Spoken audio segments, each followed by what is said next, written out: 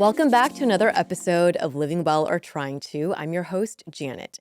Today's conversation is going to be about mushrooms, the functional kind. Mushrooms have been the buzziest trend in the health and wellness space, but I'm curious, and I'm sure some of you out there are as well, are they really worth the hype? So today I have here with me Dr. Julie Huang, who is a naturopathic physician and recognized expert in integrative medicine, serving as a board member and global ambassador for the Integrative and Naturopathic Medicine World Congress. She is also the co-founder and COO of Noon, where she oversees product development using functional mushrooms, plant medicine, and cutting-edge technology to address burnout and the mental health crisis with evidence-based, high-impact cognitive wellness products. Dr. Julie blends traditional Chinese medicine with modern neuroscience to tackle burnout and mental health challenges. Her mission is to help people experience joy and achieve personalized health and wellness freedom through Noon's innovative solutions like her first-to-market dual-layer gummies, which, if you are watching this on video, we have here. These products are so beautiful, not just in the actual gummy design, but the packaging as well. In this episode, we will unpack the science behind functional mushrooms, debunk common myths in the supplement space, and explore practical ways to build resilience, joy, and freedom in your wellness journey. I am so excited to have here on the show Dr. Julie. Welcome. Thank you. Thanks for having me. Amazing. I'm so happy that you brought your products because I have seen them all over Instagram, but it is so cool to see them in real life. But before we get into all of the talk about Noon and mushrooms in general, I want to learn about you a bit. Okay. I want to know what drew you to integrative and naturopathic medicine. Wow. For me, it was really a personal journey. I mean, I was, pre-med, and the big thing, I guess, from when I was born was that I had eczema. So I had it all over, and it was very obvious, and it was very, very painful. And one of those things where I was always trying to find answers in conventional medicine, and I was also like burnt out and overachieving. Yes. I think it's a very, if you are Asian American, if you're a woman, if you're just of that personality type, I think you can relate to that experience. And do you feel like, so you said it was like the eczema and then also kind of just the overachieving nature. And then maybe also like, is it the pre-med work as well? And like, Yeah, so I started doing like my studies in physiology, and I was super interested in like thinking about sports medicine actually, because I had a lot of competitive sports background, played soccer growing up, but I finally was like, this isn't giving me the answers that I needed, like the conventional route, and I was really interested in the nutrition side. And personally, I started seeing a naturopathic doctor, and then that brought me into the realm of, okay, well, what is out there that could be helpful? Like integrating, the mind body approaches, but also bringing it and being able to lean on evidence. Yeah. Yeah. A lot of people that I talk to in this space of work usually come to it through some personal experience. Yeah, I think you kind of have to. Yeah. But it really makes it for the type of work that you do to probably come from a place of real, like, meaningful personal passion. So I think that is really cool. And so basically you like practice what you preach, right? Like all of this is coming from a place of real, actual, like, personal experience and evidence. Yeah, I believe you got to walk the talk. So that's how I live. So then you went to school and you practice integrative and naturopathic medicine, right? Can you talk a little bit about just like your work background with that? Yeah, so I've been practicing in like a general way, but I really did a lot of research in and practice with people with neurological conditions. So that was with people with seizures and things like that. And I also did quite a bit of work in environmental medicine. So that involves like environmental exposures. So that can be like yeast, mold, fungus, and allergy. And then most recently, a lot of my practice ended up coming back to eczema, which we call atopic dermatitis. Atopic dermatitis. Yeah. Okay. And so I think what I try to do is bring together, you know how we talk about the mind-body connection? Yeah. That part is like really essential in when we deal with long-term and complex chronic disease, Mm. because it's not just what we think, it's also like how we're conditioned. Mm. So if we grow up in like situations that may be very chaotic or stressful or high trauma situations, then the body can start to jump into these like kind of fight or flight responses. But that can impact physiologically what's going on in the Yeah. body. So then I would connect that with my patients. I have like a practice I've been practicing for about a decade. And what we do is we go through, the mental health part, Yeah. and then we go through what's going on in the gut, Mm. and then it helps with, and we try to relate it to, whatever else is going on. So Yeah. if that's a skin issue or Amazing. Thank you for giving that. That was like a perfect summary kind of like the works for any listeners out there who may not be as familiar with like mind-body connection or that kind of level of wellness. But I want to talk now about the other work that you do. So you did, clinical practice, and then you decided to co-found a company yeah. with Jane and Christine, who are two other women. I am also familiar with what it's like to co-found a company with three women total. Yeah. How did that happen? How did that come about?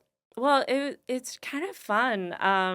It's kind of funny. So we all experienced our own like personal journeys. Yeah. Jane in particular is a hotshot designer and architect in New York. Oh, New York And City. That's New York City. prime place for Yeah. super stress. Yeah. So with her background, she had experienced burnout personally. Yeah. And that brought, was prescribed steroids. And it didn't really make sense Yeah. to her and, to us. And at the time I was already practicing and actually we grew up together. So I've known Jane since middle school. Mm. And she started exploring with traditional Chinese medicine and some of the things that we grew up at home with, you know, like eating in a balanced way, hot foods, cold foods, things like that. Yeah. So she was exploring with traditional Chinese medicine, and Christine is a neuroscientist. So she's did her PhD in neuroscience research, and she has a huge interest in herbs. And funnily enough, we actually played soccer together when we were kids as well. So it all Childhood kind of friends kind of come in. Yeah. so it all kind of came back full circle, and I was really interested in bringing the what we're seeing in terms of patterns, like clinically, into product so that it's like more joyful.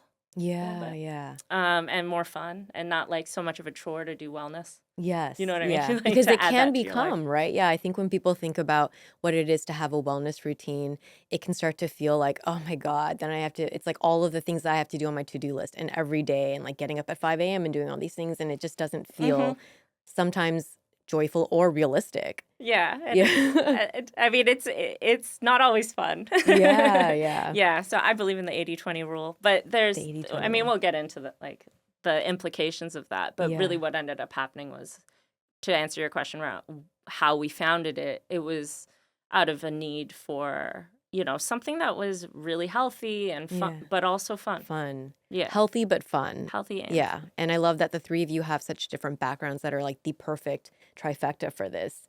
That's the idea. Yeah. And well, I mean, from your personal perspective, going from clinical work to entrepreneurship, that's like a really different, those are two such different worlds, right? What has that transition in your career been like? Well, I was pretty lucky. I was always pretty business minded. So I ran I made websites for doctors when I was in school. And that was my first business. So I always had a business going. Yeah. And that's sort of what drew me to the wellness space, was knowing that, I can not only work with patients, but I can actually like work with business. And I found like that was pretty good. But practically what ends up happening is the way that one allocates time is really different. I mean, do you still practice clinically as well? Yeah, I still see patients. Yeah. You're seeing patients and you're running a business. Yeah, like how, I mean, walk us through like maybe a day or a week. I don't know how you I think a week would be better. Because I time block a lot, and I'll have like clinical days, and on those now I have like clinical shifts. But during that time, and to me, it's really important. Like one of my principles is that, like when you're dealing with patients, like you shouldn't change the time. Like that's kind of how I like to operate. I don't really like to make too many changes. Yeah. Because patients' lives are already complicated enough. Yeah. We don't want to be adding like more complication. We want to honor, our commitments to them. Yeah. So I take that kind of scheduling pretty seriously. So in the week, I have my patients, and then the second priority is, or the next thing that I really have to prioritize, or getting like products and brand deals and like meetings done, R&D, like all of the major deadlines for running a company, like a supplement company. So that looks like meetings in the morning and then patients in the afternoon. Yeah. But I always have, exercise and protein and Your own person. Yeah, that's like Yeah. 3 different things that you're trying to juggle. Yeah. And I liked how you said for clinical work, like you try to be very reliable. Yeah. So Yeah. if you set a time for their appointment, it's Yeah. not going to change. Yeah. But then I think you and I both know working on businesses, Life. it's totally the opposite. Like at any given moment, or you can have a plan for your week, but fires come up all the time, or project things, some other condition changes, and you're constantly in a different meeting, or this meeting gets pushed. So Yep. having to there's just such kind of drastically different ways. Yeah. And then when it comes to your own personal wellness, are you the type of person that is really structured with, do you have like a morning routine, an evening routine? Do you work out at a certain time every day, a certain type of workout? Or are you more of like a fluid? I'm a bit of both. I think there's a lot of benefit to structure. I mean, I Yeah. wouldn't have, graduated if I didn't Yeah. have some structure. But that said, I also believe that there are fluid, like requirements to be fluid. Yeah. And it's really important to be human with ourselves. Yeah. Like, I think we can be so hard on ourselves. Yeah. And so I believe in like having a bit of grace with myself and saying, okay, this is just not going to happen. Yeah. But based on my principles and my priorities, who do I have to say no to? So are you someone who kind of you'll still set a schedule, but then you'll give yourself grace if you don't meet that very regular self-care schedule? Yeah, I actually do something in terms of my personal wellness. I'll do something where I don't put times on things. So I'll make a list of the things that I need to do. And then I won't say it has to be done between 9 and 9:30. Yeah. I won't say that. I just put it in the order in which it needs to be done. And this is sort of borrowed from some work on like executive functioning and like how to optimize a little bit better. Yeah. So I do that. And that way, then if a 5-minute task comes up, then it doesn't interfere with like the overarching goals for the day. Okay. But yeah, to answer your earlier question about wellness, I'm pretty structured in that like I go to the gym and I have my protein in the morning. I just meal prepped a lot yesterday. Okay. So like I do those things. Yeah. That's great. I have a similar approach with, I think, my personal way of working, and also with my personal wellness. I'll create lists, but I don't I'm less structured, and it needs to be done in this particular time period. Yeah. So amazing to hear. And Cool. I guess for listeners out there, they can try to use some of those methods if they're looking for ways to optimize and to balance without being too strict around it. Not punishing. We Not don't want to. We punishing, don't want to yes. suffer. Yes. Suffering is the opposite of well, pretty much. Yeah, exactly. No one's interested in suffering. I would love now to talk about the main topic of today's episode, mushrooms. Let's break this down as Functional Mushrooms 101. For anyone out there who is brand new to the idea of functional mushrooms, can you help us understand what they are and maybe how they might differ from culinary mushrooms that we eat, or psychedelic mushrooms, which are ones that people might associate with I don't know, how would you where do people take Getting mushrooms? silly. What was that? Getting silly. Getting silly.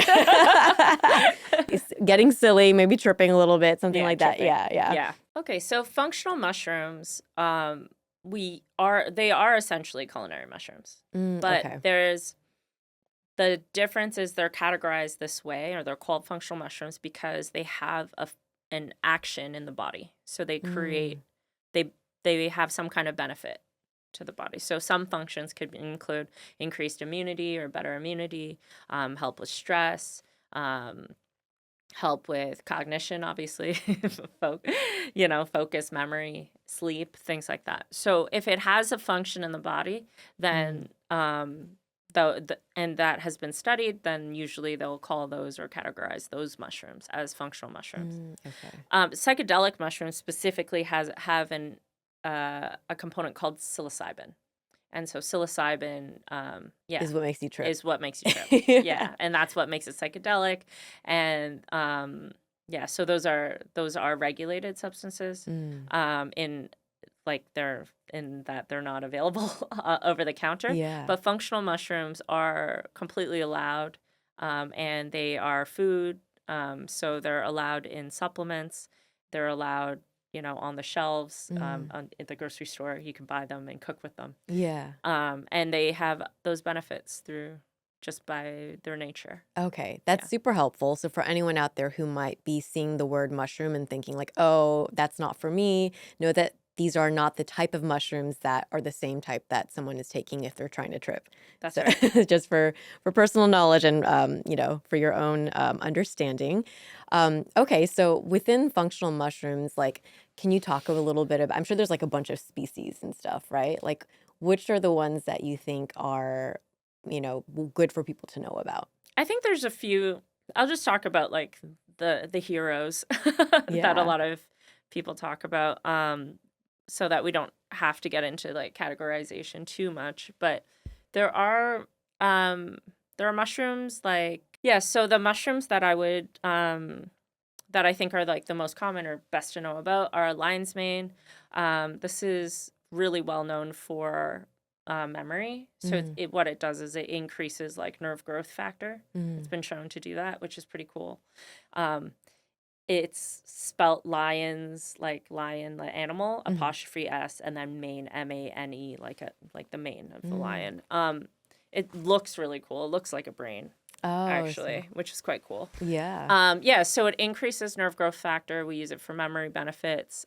You can cook with it. That's sort of, it can be combined with a lot of things. Yeah. So that's lion's mane. There's also reishi, which is super well known. And reishi is like over 2,000, maybe 4,000 years old.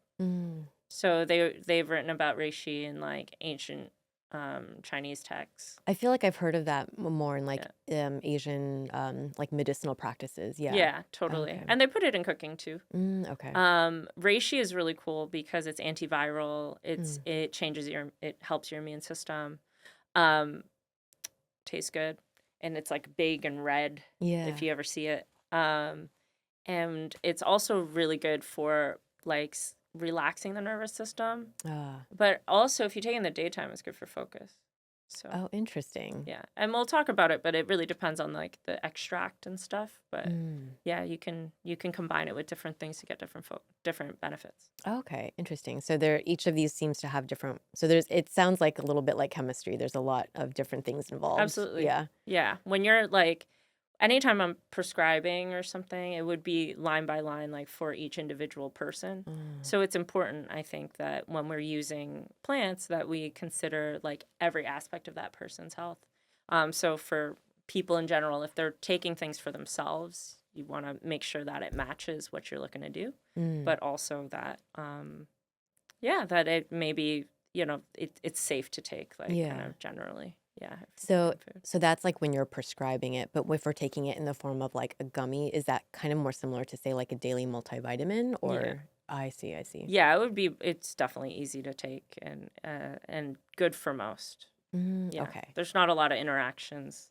That's how we design the formulas and stuff. Okay. Yeah, but different formulas are different, so.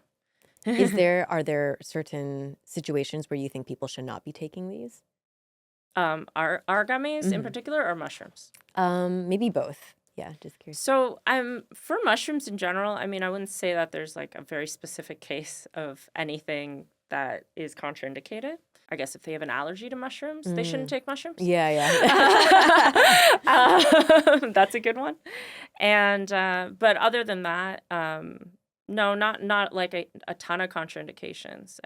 So they're generally pretty like safe and Yeah, they're for everyone. food. Yeah. Yeah. Yes. So it's really around that. Amazing. Yeah. But in terms of our products, we always say like talk to your healthcare practitioner because they Yeah. are powerful. Right. And there's some amino acids in there and some neurotransmitters. So if you're on certain medications, just run them by your practitioner. Yeah. Are there any other misconceptions that you're confronted with in your work when you talk about like functional mushrooms? Do you feel any type of resistance from people for any certain reason? Um, in my work, like when I'm prescribing them. Yeah, or even just like in, having a product when you're maybe, whether it's like talking to investors or talking to potential customers or buyers and things like that. Do you feel like you're confronted with any type of misconceptions when it comes to mushrooms still? Oh, I think most people think they all make you like Trip. trip. That's Yeah, the main that's the misconception. main Yeah. misconception. But in terms of the other one is that no, I'd say that's the main one. That's the main one. Yeah. Yeah. Or the second one, I guess, is like if you put it into products, does it work?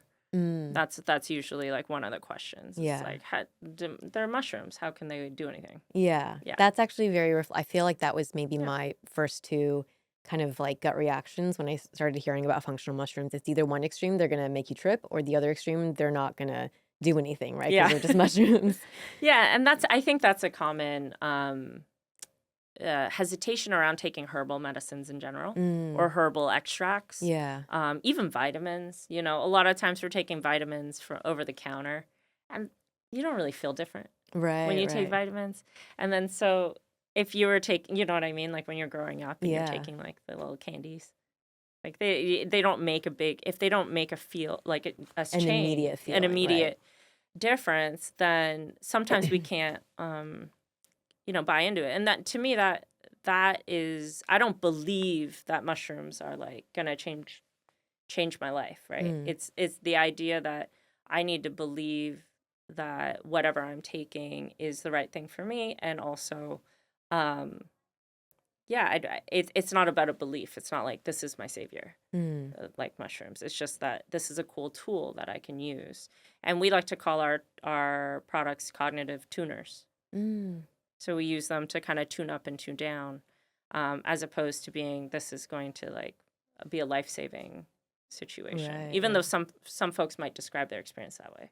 Oh, interesting. Okay. So unlike say the like psychedelic mushrooms where people feel something instantaneously, and then also unlike the culinary mushrooms where it's good for your health, but you're not really feeling the difference on like a day-to-day or week-to-week basis. Do you think, because I think before we started recording, you were telling me if I were to take this gummy, I would start to potentially feel something in 20 to 30 minutes. Is that right?